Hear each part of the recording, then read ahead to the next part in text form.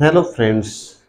आज हम आज की कक्षा में बात करेंगे कंफ्यूज्ड वर्ड्स के बारे में। एग्जाम्स में बच्चों को बहुत ज़्यादा नियर बाई वर्ड्स ऑप्शन में मिलते हैं जो जिनका आपस में बहुत ज़्यादा गहरा संबंध होता है, और बच्चे उन ज़्यादा आपस में गहरे संबंध होने के कारण से अपने आप को बहुत ज़्यादा कन्फ्यूजन महसूस करते हैं कि इन दोनों में से कौन सा ऑप्शन, इन चार में से कौन सा ऑप्शन वहाँ ज़्यादा बेटर सूटेबल होगा। ऐसा नहीं है। जो वर्ड्स आपको कन्फ्यूज़न दिए जाते हैं, कन्फ्यूज वर्ड्स आपको जो दिए जाते हैं, उनमें कहीं ना कहीं माइनर डिफरेंस होता है। तो आइए मैं आपको एग्जांपल्स के तहत आपको समझाऊंगा कि कन्फ्यूज वर्ड्स किस तरह दिए जाते हैं उनमें, और किस तरह से उनमें आपस में डिफरेंस होता है। तो आज की क्लास हम बात करेंगे कन्फ्यूज्ड वर्ड्स। कन्फ्यूज वर्ड्स, इस कन्फ्यूज वर्ड्स के तहत मैं कुछ शब्द लेना चाहूँगा। देखना, जैसे मैंने एक शब्द लिया सैड और एक शब्द लिया मैंने शैडो। ध्यान देना, आपस में इन दोनों का बहुत ज़्यादा गहरा संबंध है। आपस में दोनों का मीन बहुत ज़्यादा नियर बाई है। ध्यान लगाना, इन्हीं को मैं कुछ सेंटेंस के द्वारा क्लियर करना चाहूँगा। I like to sit, I like to sit in the blank. दूसरा, the dog saw, the dog saw his blank in the water. आप देखिए, आपको दो सेंटेंस दिए गए जो एग्जाम्स में पूछे गए हैं, जो एग्जाम्स में जिन प्रश्नों को पूछा गया था। अब मैं आपको बता देना चाहता हूँ कि पहले आपको मैं दोनों के मीन के बारे में बताऊंगा और दोनों के बारे में अच्छे से इनका डिफरेंस क्लियर करूंगा। फिर आप सोचते ही आप अपने खुद के डिसीजन के अनुसार आप यहाँ पर फिलअप कर लोगे। ध्यान देना, सैड का मतलब होता है छाया। सैड का मतलब होता है छाया, छाया। और शैडो का मतलब होता है, शैडो का मतलब होता है परछाई। आप ध्यान से सुनिए, सैड का मतलब होती है छाया और शैडो का मतलब होती है परछाई। आप एक बात बताइए, छाया जो होती है वो हमेशा निर्जीव वस्तु की मानी जाती है। निर्जीव वस्तु की छाया होती है, और जिसमें कोई भी व्यक्ति, जानवर, पक्षी एक एज ए शरण लेता है, आराम करने के लिए, विश्राम करने के लिए शरण लेता है, वो छाया होती है। कभी भी कोई व्यक्ति परछाई में आराम करने के लिए शरण नहीं लेता। ध्यान रखना, परछाई में कभी भी कोई शरण नहीं लेता। आराम करने के लिए, रेस्ट करने के लिए हमेशा किसमें, वह किसमें, वो कहाँ जाएगा, छाया का प्रयोग करेंगे। ध्यान रखना।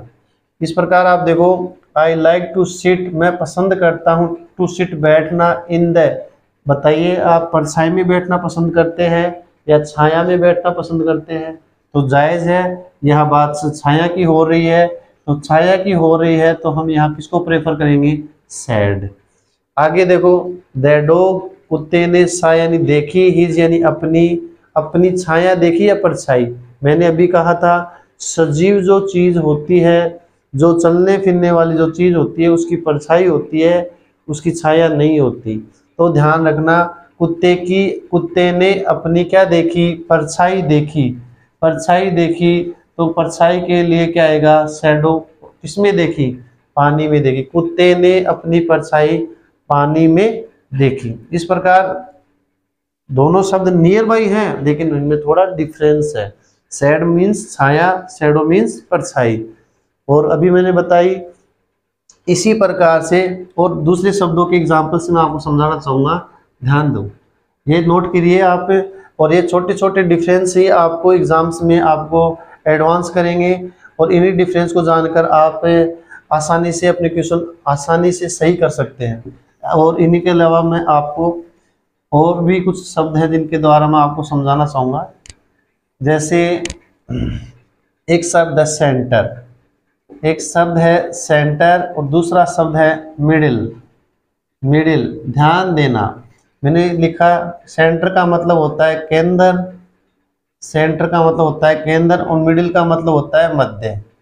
ध्यान देना, मिडिल का मतलब होता है मध्य, मध्य। अब दोनों में क्या डिफरेंस है अभी आपको मैं बता देता हूँ। वाक्य सेंटेंस के द्वारा पता लगेगा, ज़्यादा बेटर होगा। स्टैंड, स्टैंड खड़े हो जाइए, in the, in the blank of the circle, circle. ध्यान देना, सेकंड वो सेकंड सेंटेंस है he was, he was in the blank of the, of the street, of the street. सही। आपने दो सेंटेंस देख रखे हैं जिनके ऑप्शन आपके सामने है, सेंटर और मिडिल। अब आप देखिए कि सेंटर कौन से में सुटेबल है और मिडिल कौन से में सुटेबल है। पहले आपको मैं बता देता हूँ, आपको समझा देता हूँ। कोई भी सर्कल, कोई भी सर्कल है, गोल वस्तु है, सर्कल है, कोई भी वस्तु गोल है, वो एकदम राउंड में है, उसका केंद्र बिंदु हमेशा, उसका केंद्र बिंदु हमेशा क्या कहलाएगा? सेंटर कहलाएगा। ध्यान देना, कोई भी सर्कल है उसका केंद्र बिंदु क्या कहलाता है? सेंटर कहलाता है। और अगर कोई ऐसी कोई गलियारा है या ऐसा कोई, ऐसी कोई वस्तु है जिसके दो छोर हैं, जिसके दो किनारे हैं, दो किनारे हैं, जिसके दो किनारे हैं, दो किनारों के मध्य कभी केंद्र नहीं होता, उनका हमेशा बीच का भाग मध्य कहलाएगा, मध्य कहलाएगा। ध्यान रखना, मध्य कहलाएगा। और उस मध्य के लिए आप क्या यूज करोगे? मिडिल यूज करेंगे। तो ध्यान दो, आपके दोनों के दोनों वाक्यों में ऐसा कहीं ना कुछ हिंट आपको मिल रही है, जहां पर हमें सेंटर और मिडिल भरने के हमें कोई ना कोई हिंट जरूर दी गई है। वाक्य में सर्कल है, सर्कल का मतलब होता है गोल, और सर्कल के लिए आप क्या यूज करेंगे बताइए? सेंटर शब्द यूज करेंगे। आगे ध्यान दीजिए, इसी प्रकार यानी वाक्यकार देखिए, देखिए stand in the centre of the circle, यानी आप सर्कल के बीच में खड़े होइए, आप सर्कल के मध्य खड़े होइए, खड़े हो, ठीक है ना। अगला वाक्य है he was in the blank of the street. अब यहाँ देखिए आप, यहाँ देखिए he was in the street. Street जो है उसका मतलब है गली, गलियारा। गली के दो छोर होते हैं, ये गली है, इसके दो छोर है, तो गली के बीच में कोई खड़ा, मध्य खड़ा है, तो उसका मतलब क्या होगा? मिडिल होगा, मिडिल होगा। आगे ध्यान दीजिए, इसी प्रकार कोई रोड के मध्य खड़ा है, रोड के मध्य खड़ा है, तो उसके लिए भी क्या आएगा? मिडिल ऑफ द रोड आएगा। इसी प्रकार अगर किसी पेज की बात करें, रोड के भी दो छोर होते हैं, और अगर मैं बात करूं middle of the page, middle of the page. ध्यान रखना, कोई पेज होता है, किताब का पेज होता है, किस बुक का जो पेज होता है उसके भी दो छोर होते हैं, इसलिए पेज के लिए भी क्या आएगा? मिडिल आएगा। नोट करिए। तो मैंने आपको क्या बताया? माइनर डिफरेंस होता है, सर्कल का हमेशा सेंटर होगा, स्ट्रीट का गली है, कोई रोड है जिसके दो किनारे होते हैं, दो छोर है, उसका क्या होगा? मिडिल होगा।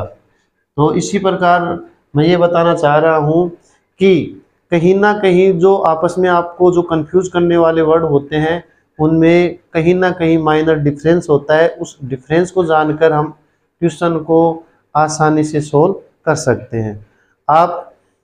आपको इसी तरह के कंफ्यूज वर्ड्स में आसानी से आपको सोल्व यहाँ पर आसानी से आपको यहाँ पर सॉल्यूशन मिलेगा। आप चैनल को ज्वाइन कीजिए और चैनल को लाइक कीजिए, सब्सक्राइब कीजिए, और उसके बाद आप देखेंगे कि यहाँ पर आपको हर शब्द, हर वर्ड, हर क्वेश्चन, हर टॉपिक के बारे में बारीकी से यहाँ पर आपको कॉन्सेप्ट क्लियर किया जाएगा।